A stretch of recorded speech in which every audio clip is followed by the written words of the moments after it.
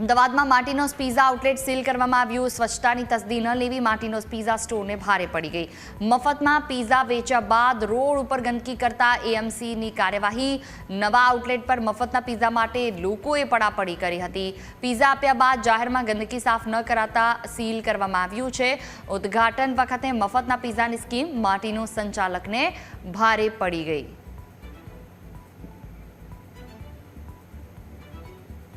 તો આ બે તસવીરો આપની ટીવી સ્ક્રીન પર કે જ્યાં મોટી સંખ્યામાં ભીડ એકઠી થઈ ગઈ મફતમાં પિઝા આપવાના નામ ઉપર, અને બીજી તરફ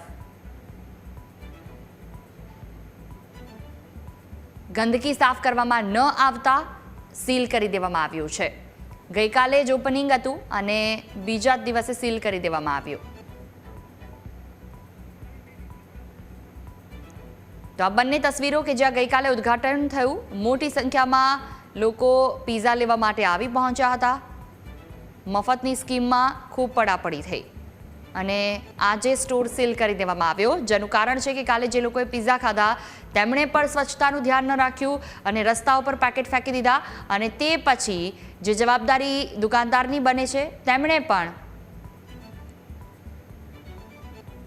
સ્વચ્છતાની જવાબદારી ન લેતા ગંદકી રસ્તા ઉપર ફેલાઈ હતી, જેના કારણે સીલ કરી દેવામાં આવ્યું। ગઈકાલે પણ પોલીસ આવી હતી અને આજે પણ સીલ કરી દેવામાં આવ્યું છે।